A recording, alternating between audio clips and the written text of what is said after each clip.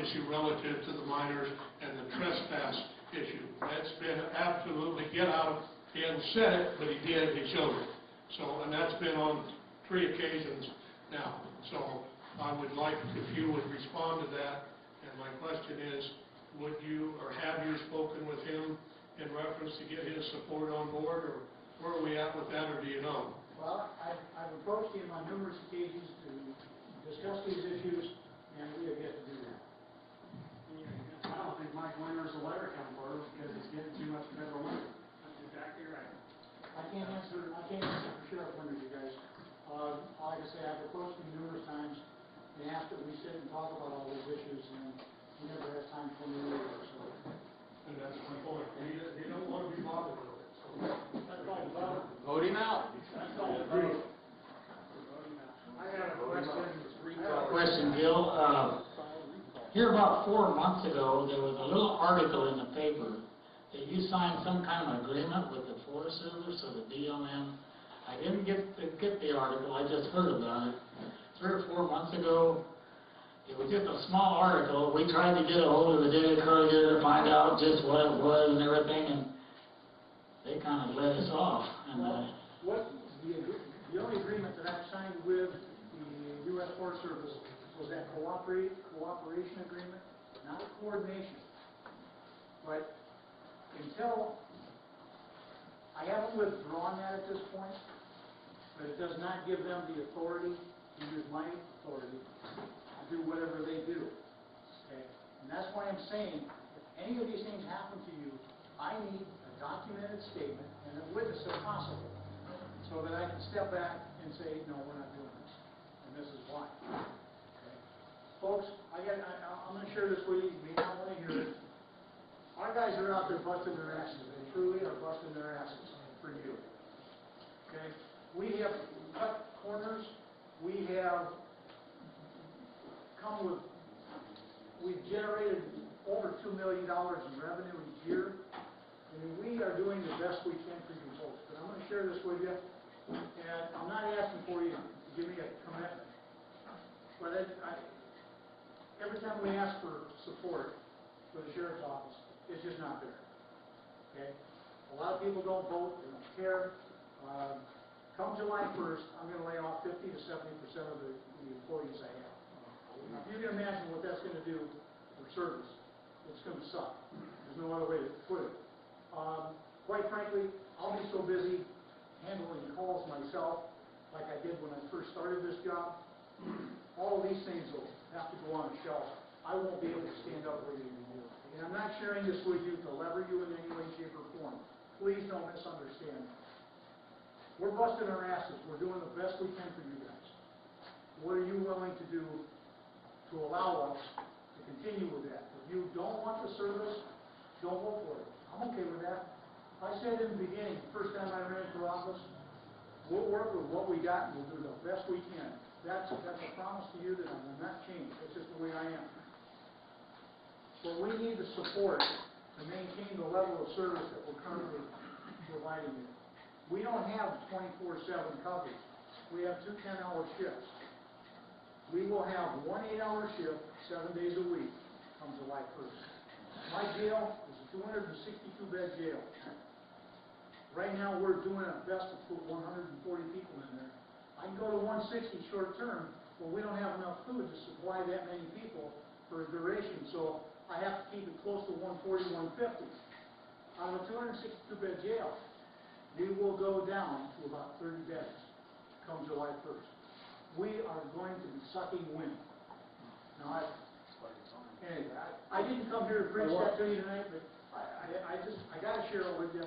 I think it's my responsibility to tell you what we're looking for down the road. And I know it's not a money issue, but I would like to ask you, with the thought of the frauds and the road closures, just as a general thought here, isn't it really more important, and I'm really wondering why the county hasn't, when we told we exposed this ONC term, the sustained use. Now everyone sees it.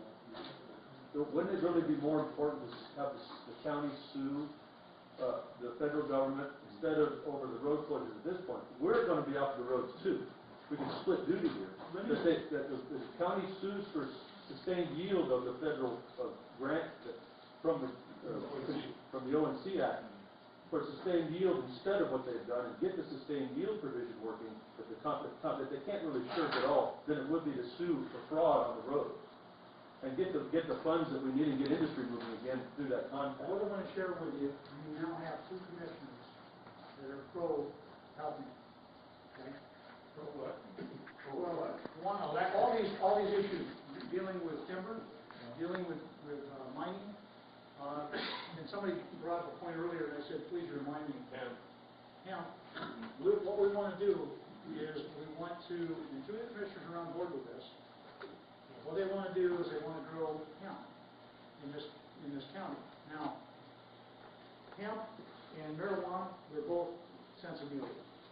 One of them's got THC, the other one's got such a minute amount of THC, you know, you can smoke it all day and you're probably not going to get a buzz off. But the point is hemp, you can make 3 clippings in a year. If you had an acreage of soybeans and an acreage of hemp, this would give you $200 a year, this would give you $800. There are two companies that were willing to come here and create jobs here. The county is willing to grow the hemp for the first year to get the seed on county property, so that if the federal government wants to challenge it, it's government to government, so that it's not you with the possibility of losing your land. Your commissioners are on board with this, and I told them I will stand with them. And if it comes to the feds coming in, and I'll do what the other sheriff did, I'll just say, we're going to have a SWAT team out there, and you're going to take us all. So we have got to come up with some method to support, sustain this community. That is the only thing. We've talked till we're blue in the face about all the different ideas to generate revenue. And absolutely every one of them, since I've been in office 5 years now, has been met with a no. Well, that's part of the plan. That way you're not going to be in business when they come in to do it. That's not their plan. That's the people who live here. That's what they're saying. They're absolutely against anything that generates revenue. Where's this come from? Sure, I understand what I'm hearing coming out of the commissioners, I guess Cal hasn't voted out, but she was a supporter of a lot of this. And so she's going to be gone and we're going to lose that part. But to the point of at least one of the commissioners, I think I've heard him say, he's in favor of running this ONC commission through that new association with, I guess, now the governor's involved with. And that's nothing but a big defeat. Instead of going directly at the sustained yield county by county, that commissioner is absolutely off point. That's all under discussion at this point. No decisions have been made, and yes, I heard the same conversation. I guess my point is, at the point of revenue, just again, at the point of lawsuit, it just seems to me that it's such a powerful position for the county to go after the sustained yield provision in the ONC Act and get 25 or 5% of the yield of the sustainable yield, not sustainability, but the sustained yield that those forests will provide, which is just good management of the forest, than it would be to probably do anything else right now. Not only will they get revenues, but they'll put people to work, and that speaks to you because now they're working. Idle hands makes, you know. We need to come up with revenue. We need to get our timber. We need to get America back to work. I agree, absolutely. There is more of that issue that you currently haven't heard, so, and I'm not the one to tell you that stuff. I can't say anything at this point, because I don't know other than, we have made those comments through the state, through the feds, and we have not been heard. They don't listen. Like the Forest Service? No, I'm talking about the ONC. No, I'm saying, like the Forest Service response. Well, BLM, no, that's not what I'm saying. I'm saying at the high levels of dealing with the ONC, it's just not happening. They're not listening to us. We're too small. That's what a By lot of joining, let me finish. By joining counties, the idea is now there's a bigger number of people complaining. Now you're a bigger voice. Maybe you'll be heard that way. So that's a part of the equation.